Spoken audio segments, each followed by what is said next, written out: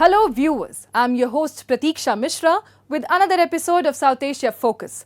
Let's begin the show. India, the world's largest democracy, remains steadfast in its commitment to peace and diplomacy even amidst relentless provocation. In the wake of the decisive success of Operation Sindoor, New Delhi has once again embraced the power of democratic unity and global engagement. All-party parliamentary delegations have been dispatched to key capitals around the world with one clear and unwavering message: zero tolerance for terrorism.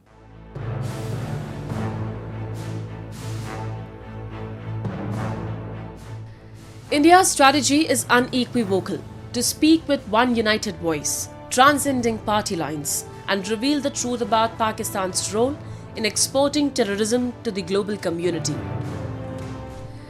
These bipartisan delegations, comprising leaders from both the ruling party and the opposition, are delivering a powerful and consistent message. Terrorism knows no borders, and those who sponsor it must be held accountable. From Washington to Brussels, Tokyo to Moscow, Indian lawmakers are presenting compelling evidence of Pakistan's direct involvement in cross-border terrorism. Their case goes beyond India's borders, highlighting how this menace threatens global peace and security. Members of parliament from different political parties came together with one voice: zero tolerance to terrorism, and the message was loud and clear from the Indian side. To our Japanese friends, to the diplomatic community, to the media, they went everywhere with one voice. This is a great achievement. 7 teams, including members from both ruling and opposition parties, are visiting nearly 33 countries to advance this cause. Pakistan has remained in denial. There has been absolutely no conviction, no serious criminal prosecution, no attempt to dismantle the terror infrastructure in that country, and the persistence of safe havens. So from our point of view, this is it. You do this, you're going to get this back.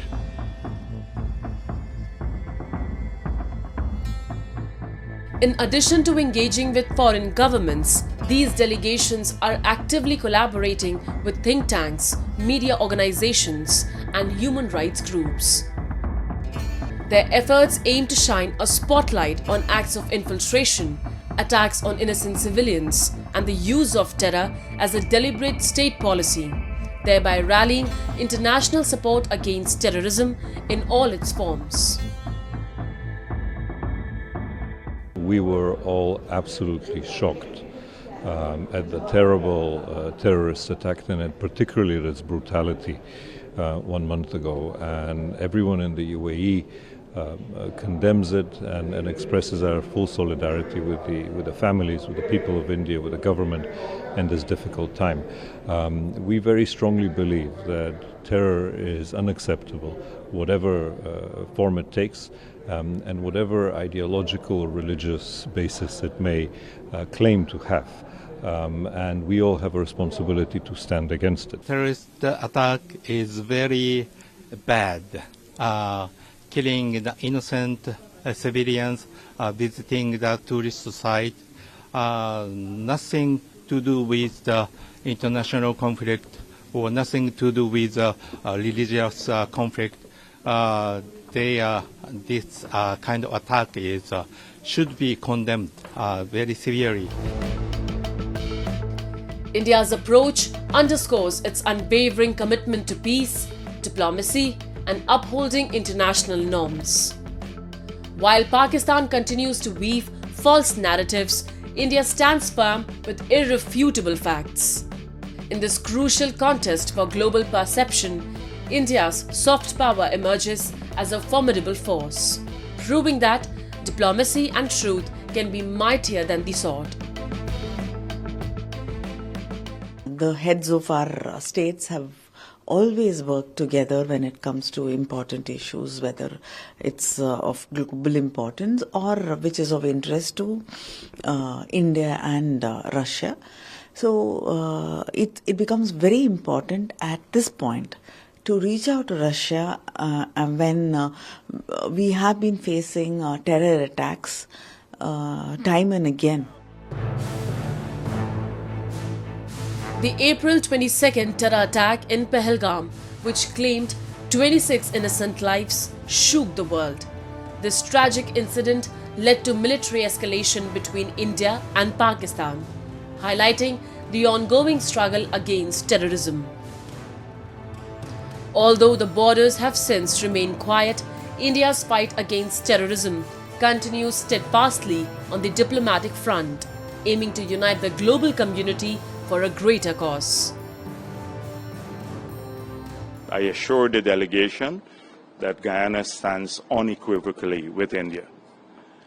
We are against terrorism, and we believe that all those who perpetrate terroristic acts must be brought to justice. We feel so sad regarding such a terrorism. Nobody supports such a terrorism. We also know that for a long time Pakistan supported so-called cross-border terrorism. So this time, of course, we are not sure whether this terrorism was because of cross-border terrorism or indigenous terrorism. Anyway, this kind of terrorism nobody supports. I guess most of the Korean people fully stand with the Indians. Many nations have suffered from acts of terror, be it the 9/11 attacks in the United States or the Hamas attack in Israel in 2023. These tragedies underscore the urgent need for global unity to effectively combat terrorism.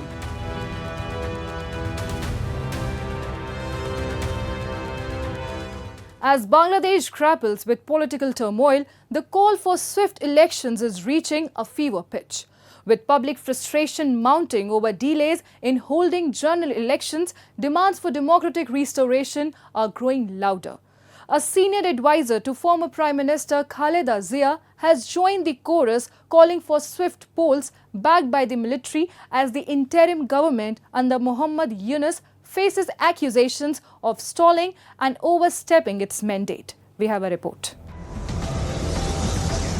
Amid escalating political uncertainty in Bangladesh, a senior advisor to former Prime Minister Khaleda Zia has called for swift general elections to restore democratic governance. Speaking to ANI, retired Major General Fazl Ilahi Akbar, Defence and Security Advisor to the Bangladesh Nationalist Party chairperson, highlighted public frustration over delays in the electoral process, emphasizing that citizens are desperate for an elected government. The sooner the elections are held, the better it is for the country, he stressed. Major political parties including the BNP and Jamaat-e-Islami have demanded polls by December 2025, a call backed by Bangladesh Army Chief General Wakar-uz-Zaman, who urged elections by year end. However, the Muhammad Yunus-led interim government has proposed a vague timeline, suggesting elections only after reforms are completed, potentially as late as June 2026. You know that people of this country for the last 16 years have not had the scope to vote freely. And obviously the expectations of the people are very high. Today, who are over 35, 36 years old, they have never voted in their lifetime. In an unprecedented turn of events, rumors swirled in May 2025 that Yunus was contemplating resignation amid pressure to expedite elections.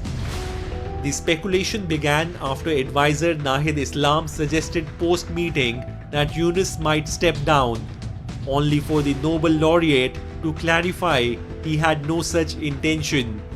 Yunus has faced criticism from political parties and the military, with the latter accusing the interim government of making unilateral security decisions, such as a proposed humanitarian corridor, without consultation.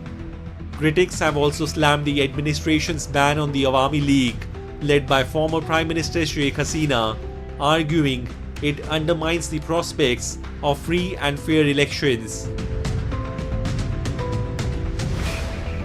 Well, I must say one thing. The question about Muhammad Yunus resigning was a complete drama. He had no intention of resigning at all. And in fact, he never said himself that he would resign. So, rather than doing elections immediately, the interim regime led by Muhammad Yunus had been doing all kinds of reforms, making committees and, launching cases against Prime Minister Sheikh Hasina, and then even banning her party, which he doesn't have the authority to do. The current crisis stems from the dramatic events of August 5, 2024, when Hasina's government was toppled by massive protests. Initially sparked by opposition to a controversial job quota system, the demonstrations led by students evolved into a mass movement against Hasina, who had been elected Prime Minister for a fourth term in January 2024. Following her flight to India, the military led by General Wakar-uz-Zaman backed Yunus's appointment as chief advisor to lead an interim government tasked with holding elections as soon as possible. However, the administration's focus on reforms and alignment with Islamist parties like Jamaat-e-Islami has left its mandate unfulfilled, fueling public and political frustration. Time now for Asia This Week, the stories from across the continent. Yokohama is adorned with lush greenery and vibrant flowers. From spring to autumn, colorful roses brighten the city, creating a refreshing atmosphere. A top spot to enjoy them is the Yokohama English Garden, where visitors stroll under the arches draped in blooming roses and vines. バラを中心とした英国式庭園と言っておりまして、バラだけでなく様々な種類の植物を植えておりますので、1年通して四季折々いろんな姿を楽しめる庭園となっております。累計入園者数ついに150万人を突破いたしまして、これからも愛されるガーデンを目指してしっかり管理していきたいと思っております。おすすめのバラは、花小紋という品種になります。見ていただきますように、一重咲きの小さい小ぶりのピンク色の花が咲きまして、枝一面に咲いてくれるので、上の方から下にしだれさせるように誘引しております。ですので、バラに囲まれるような写真が撮れるということで、フォトスポットとしても今結構人気になってきております。During this season, many spots around the Yokohama harbor are adorned with stunning roses, collectively known as the Garden Necklace of Roses. Harbour View Park features a rose garden with a fountain and offers beautiful views of the city. The rose, Yokohama's official flower, is cherished by locals. Yokohama's flowers and greenery bring joy to both residents and visitors. This soothing atmosphere will continue through to Green Expo 2027, where the city's natural beauty will be celebrated.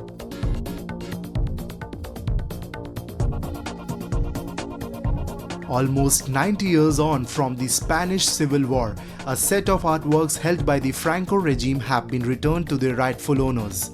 At a ceremony at Madrid's Prado Museum, 7 paintings which had belonged to Civil War Republican politician and Madrid Mayor Pedro Rico were formally handed over to his granddaughter after decades scattered across 5 different museums.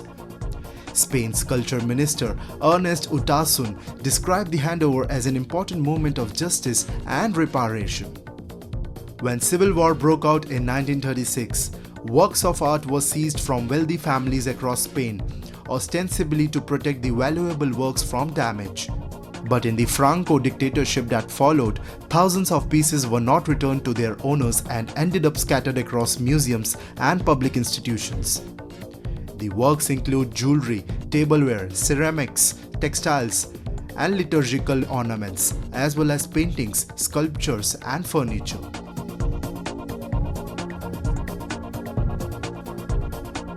Iranian President Masoud Pezeshkian arrived in Muscat on Monday for a 2-day official visit, welcomed with an official ceremony by Oman's Sultan Haytham bin Tariq Al Said. This marks Pezeshkian's first visit to Oman since taking office, reflecting the strong ties between Tehran and Muscat. The leaders will discuss strengthening cooperation in economic, political and cultural fields, along with key regional and international issues including Middle East tensions and Gulf security. Oman's role as a regional mediator may be reinforced through this visit, which is expected to lead to new agreements in trade, energy and investment. Moving on. In Pakistan-occupied Jammu and Kashmir, a sudden government crackdown on crushing plants has plunged thousands into unemployment and brought all construction activity to a halt. As inflation bites harder and essential services falter, locals warn of an impending economic catastrophe. Calls for urgent intervention are growing louder.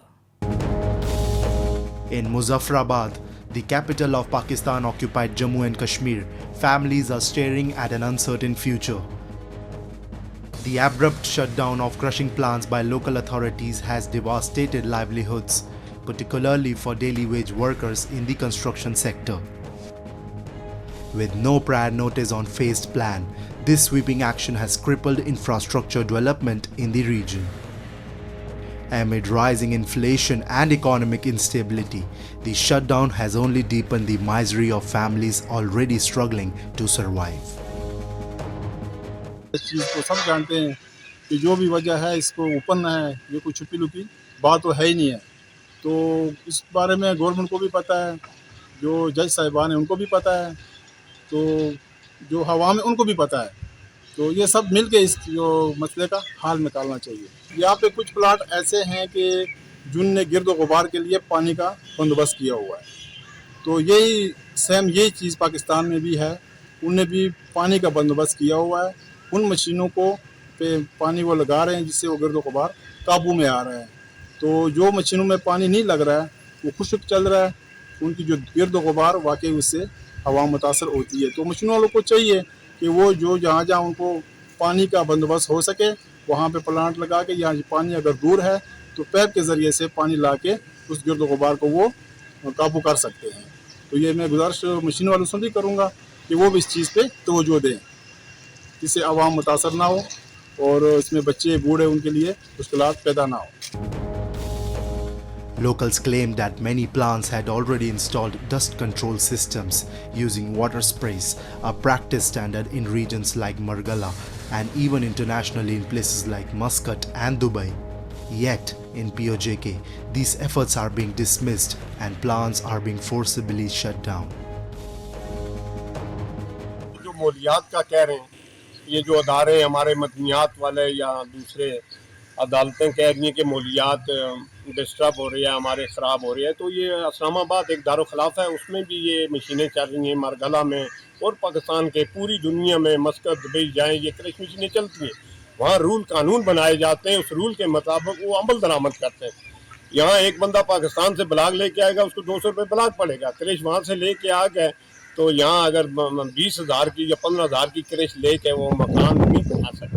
8 से 10 लाख आदमी बेरोजगार हो चुका है यहाँ आज़ाद कश्मीर में। रमज़ान में labour के लिए पेमेंट ही नहीं थी ठेकेदारों के पास। The fallout has been catastrophic. Block factories are shut, private construction is stalled, and thousands of workers are now without jobs or pay. Meanwhile, Pakistan's broader economic crisis, fueled by decades of debt, corruption and mismanagement, has left Islamabad unable or unwilling to support POJK. Inflation has made essentials like food and fuel unaffordable. Power outages are routine, access to clean drinking water is limited, basic infrastructure lies neglected. For residents of POJK, the message is clear: they are being exploited, not supported. While the region continues to contribute resources to Pakistan's economy, it receives little in return. Years of neglect have sparked rising anger and increasing calls for autonomy, justice, and meaningful reform. This latest crackdown is more than just an administrative decision. It is a symptom of a broken system that has long failed the people of POJK. India has rich biodiversity and wildlife, with ecosystems supporting tigers, elephants, rhinos, and countless other species. In the northeast, Assam is home to the iconic one-horned rhinoceros, a symbol of its identity and heritage. While Kaziranga National Park is famed for rhino conservation, the smaller Pobitora Wildlife Sanctuary, known as Mini Kaziranga, also plays a vital role in protecting and preserving these majestic animals. Just 30 miles from Guwahati in Assam's Morigaon district lies the charming Pobitora Wildlife Sanctuary. Though small in size, it's big in wildlife wonders. Nicknamed Mini Kaziranga for its dense one-horned rhino population, Pobitora offers thrilling safaris where visitors can soak in scenic landscapes and watch these majestic creatures roam freely in their natural habitat. The ecology here in Pobitora is really very, very well. And one more thing is they have conserved this place very neatly to the maximum what they can do, and still maintaining the flow of the rhinos, taking care of them, conserving them, and also making sure that the tourists who come also gets the good experience. हमारा sanctuary का experience बहुत अच्छा था. हमने पास से एक rhino पानी में देखा, एक गेंडा पानी में देखा, एक माँ और बेटा गेंडा देखा, और बहुत सारे गेंडे पास से जा रहे थे. कोई भी हार्मफुल नहीं था. सब कुछ बहुत शांति से अपना अपना खाना खा रहे थे. हाथी बहुत पास से देखा. बहुत सारे पक्षी देखे जो माइग्रेट होके आए हुए हैं, और वो जो फॉरेस्ट भी था, जंगल बहुत अच्छे से साफ रखा था. Pobitora Wildlife Sanctuary, covering just 15 square miles, is home to an impressive population of around 107 rhinos. Once on the brink of extinction, this sanctuary has become a vital refuge, showcasing a remarkable conservation success. Hosting such a dense rhino population in a compact area is truly extraordinary. Rigorous protection measures ensure these majestic creatures continue to thrive safely.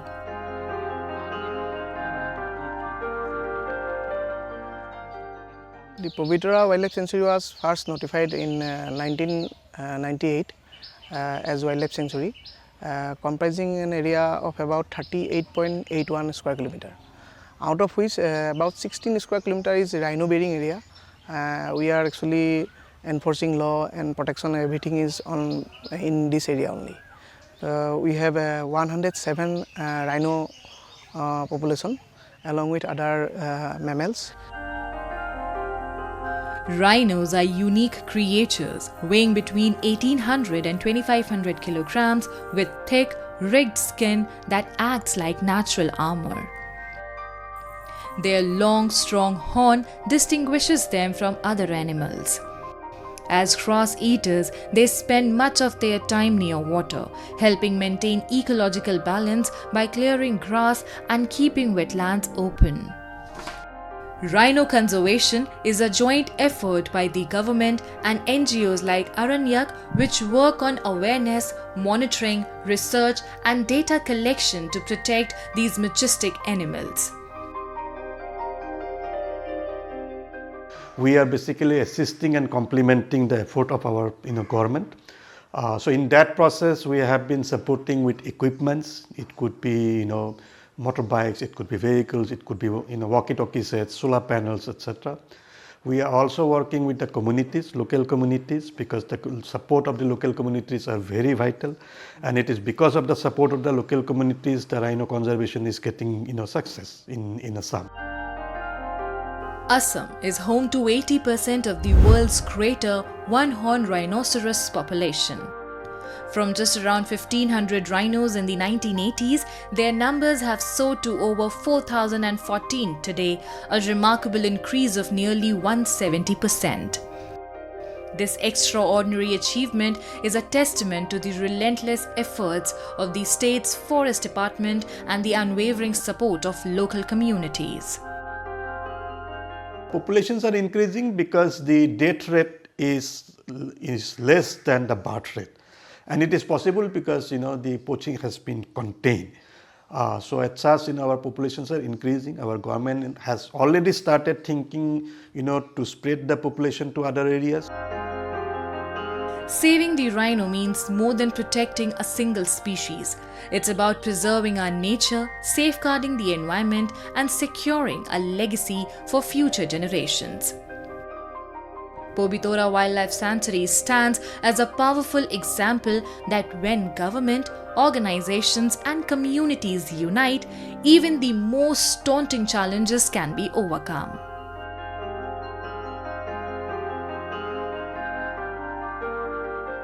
Together, these sanctuaries stand as powerful testaments to India's commitment to wildlife conservation, ensuring that future generations can continue to marvel at the one-horned rhinoceros in its natural habitat.